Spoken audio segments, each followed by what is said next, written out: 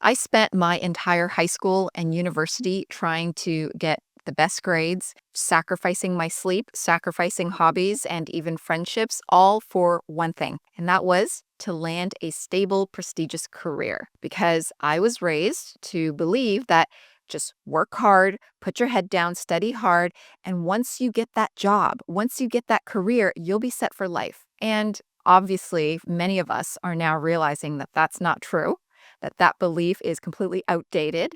And on top of that, what I learned about myself was being an A student actually did not prepare me well to be successful in the corporate world because being an A student meant that I was constantly anxious, constantly struggling with self doubt, at least for me, because I felt that I continuously had to work harder, work harder, work harder. I wasn't naturally book smart. I had to study hard in order to get my grades. And so I applied that same thinking into the corporate world that I just have to work hard, work hard, work hard. And I ended up realizing that that caused me to struggle when I was in the workplace because I didn't have the confidence and the communication skills to do all the other things that I needed to do to be successful in the corporate world. And so this is relevant for you if you're someone who's like me, who was an A student through school, you studied really hard, and you thought, that's all I need if I just get that good job and I work really hard in my job, then I'll feel successful. I'll be living my happily ever after. If you're realizing that that's not how you're feeling right now, and you've led this life up until now with this sort of mindset, then this video will be helpful for you because I want to share with you the 3 lies that we were raised to believe growing up as students and going into the work world that actually caused us to be insecure and full of self-doubt once we got to the work world. Because if you understand that these are lies, that these are false beliefs, then hopefully it'll help you to shift out of them. And this is all coming from the book that I've written that is now going to be available very soon called The Quiet Achiever. And I have the manuscript right here. And I want to read part of my book to you because I think it's going to be really relevant for what we're talking about in this video. Many quiet achievers, particularly those who have spent years forging ahead, inevitably experience this feeling. The quiet dread that creeps in on Sunday night, the countdown to the weekend before Monday even begins, the way we drag ourselves through each day doing what's expected, but feeling like we're running on empty.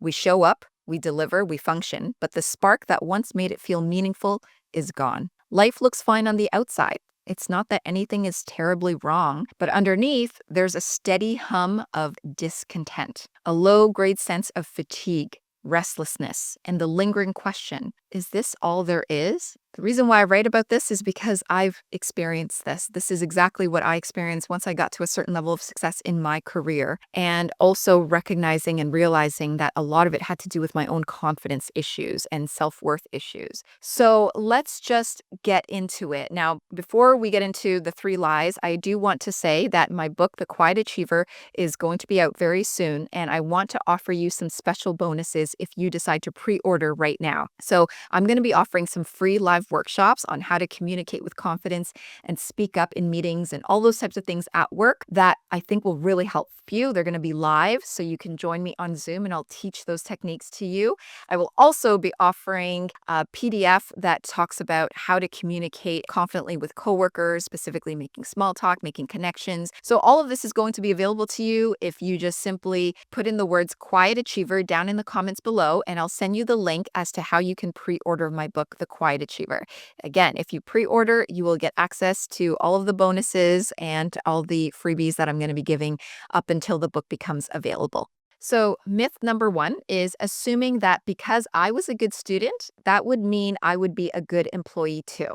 I honestly believed that just because I was good in school, that would mean I will be good in the corporate world at work. And that could not be further from the truth than it is, because at school, it was all about marks and grades and getting awards, whereas in the workplace, it's about, are you sharing your opinions in meetings? Are you bringing forward ideas? Are you making sure you perform in a way that your boss recognizes you? Are you speaking to your coworkers in a way that they understand your value? All of these things that we did not have to do when we were students. When we were students, we just had to work. We just had to study.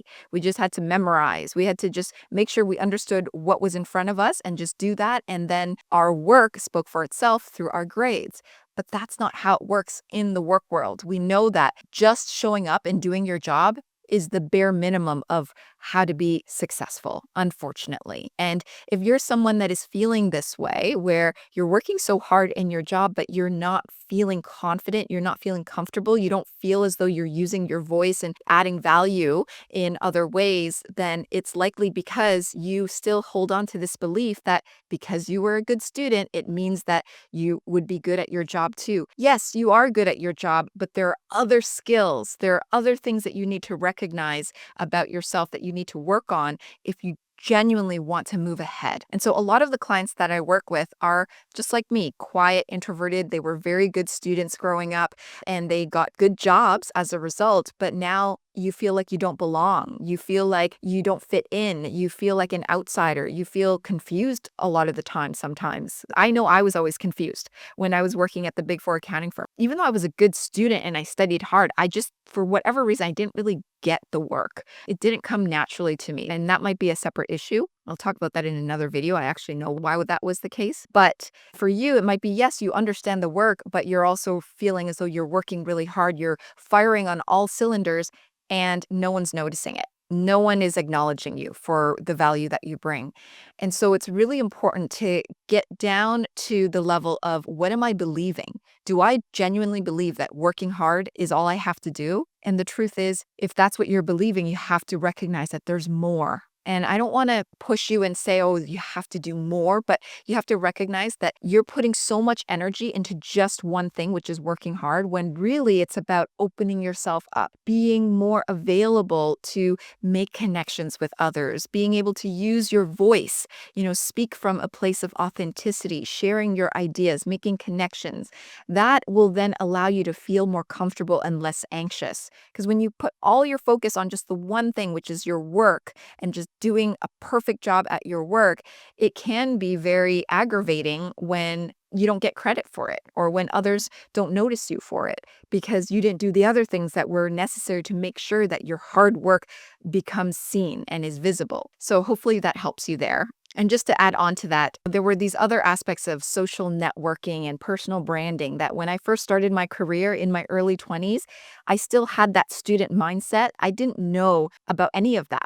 I really didn't. I didn't know about having to show up a certain way. I just approached work like I approached as a student. And I just thought, if I just work hard, I'll get the results. And that's when over time I realized that's not the case and that's not how it works. And that you do have to know how to share your opinions. You have to know about how to speak positively about yourself. Have to know how to speak up in meetings. You have to know how to make connections with people. Those are all things that I was too full of self-doubt, too insecure to be able to even attempt to do when I was in my early 20s. And I've since then have learned a lot about all of that, especially running my own business. And so this is something that I just want to bring to your attention. That is something that you will likely have to work on right now if it is something that you still struggle with. The second myth that I believed was the idea that being an introvert is not an issue in the corporate world. I genuinely believe that is fine. There's lots of introverts in the corporate world. It's not an issue. But in the job that I was in, even though it was an accounting job or an auditor job, it still negatively impacted me. And I don't want to say this in a way where, oh, because we're introverts, that's a bad thing. But what I actually want to say more is you have to recognize and be very self-aware of your boundaries as an introvert, how you approach the world as an introvert, and make sure that you do it in a way that is still cohesive and aligned and peaceful with the working corporate world. You have to be able to balance that. And I'm not saying here, go and be an extrovert. What I am saying is, don't only identify as an introvert and then show up and just hide, right? And just shy away and just keep everyone at a distance, because that's not going to work for you. If you want to thrive in your career, if you want to thrive in your life, even though you're an introvert, you have to acknowledge and know, with my limited energy, because introverts, we have limited energy. We have this amount of energy, let's say, in a day. And as we have interactions, that energy goes down, down, down, down, down. Whereas for extroverts, they have zero energy. They start their day with zero energy, but as they interact with people, it grows their energy. So we have to acknowledge that about ourselves, and we have to know, okay, I have a finite amount of energy. And so, what am I going to spend my energy towards today as an introvert to make sure that I'm getting the best bang for my buck, that I'm, using my energy in the right places rather than just I'm going to preserve all my energy by hiding away from everyone because we know that that's not going to help you.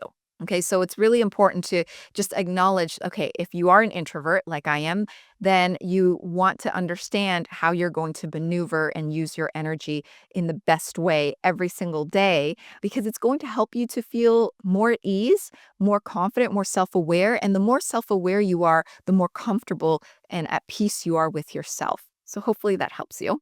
And finally, the third thing that I think a lot of us quiet achievers hold on to, the belief that we hold on to, is the idea that as long as I'm good at my job, that's enough. I don't need friends. I don't need to make workplace friendships. And for someone who has now, I've been in my career, I've grown my career and, started a business and I've been working all these years for the last, I would say 15, almost 20 years now. I'm aging myself, but almost 20 years now. I can tell you that it's not necessarily about being close buddies and making really close friendships with people, but being cordial and having connections and staying connected and being able to relate to other people is actually very helpful. It would have been so much more helpful for me if back in my early years of my career, I had made more of an effort to really get to know people and to stay connected with them because I've lost touch with a lot of people. And I almost wonder if I had kept touch with them, would somehow they would be more helpful to me with what I'm doing right now. Perhaps there would be opportunities that I closed myself off to early on in my career because I was just too insecure and too afraid and too shy and too quiet. And so it's really important to acknowledge if you're believing that I don't need friends and I don't need to make connections, that I want you to reconsider that because there is a chance that the people that you are around right now could potentially, it's not just about being helpful to you, maybe you can help them, but it's really more important about maintaining relationships and staying connected and just maintaining that sense of connection with others, I think is still really important. Isolating yourself, completely going off grid and not letting anybody know who you are and what you're up to. I mean, of course, that's nice for us as introverts. We would much rather prefer to just live our lives that way. But at the same time, we're social beings and we still need social connection. And so the people that you work with, they're the people that you can, if you choose to, hold on to in the long run. And perhaps, you can both benefit each other in some way, shape, or form. So just something to consider. If I could go back to my younger self, I would completely shift how I was thinking back then because I was raised to believe that you don't need to worry about anyone else, just focus on yourself, just do what you need to do. And to an extent that is true, but there's also other aspects to becoming a well-rounded, confident person that if I had learned early on that it maybe would have helped me as an adult to be more confident. And that is to learn how to communicate with others, learn how to build connections, learn how to be curious about other people, learn how to balance my emotions and work through my emotions. These are all things that I didn't learn until well into being an adult. And even now, as a mom, I am conscious of the way that my kids are learning and experiencing the world. And I want to assure them and reassure them that it's okay to have emotions, that they're safe to feel what they feel and to understand themselves better because the more that we understand ourselves, the better that we can understand other people and the better that we can connect with others and the better that we can communicate as well. And that's going to all affect us in our careers and how confident we feel about ourselves. So I really hope this was helpful to you. Again, my book, The Quiet Achiever, Your Journey to Authentic Confidence, is coming out very soon in October. And if you want to learn from me live, join me on Zoom through some live workshops that I'll be hosting on confident communication, speaking up at work, making small talk with coworkers, all these things, then I highly recommend you pre-order my book, The Quiet Achiever. You just have to put down in the comments the word Quiet Achiever, and I can send you the link as to how to pre-order. And once you pre-order, you'll get exclusive access to my live workshops and all the bonuses that I'm offering. Thank you so much for watching. If you enjoyed this, please give it a like, a thumbs up, share it with your Quiet Achiever friends, and I'll see you in the next video.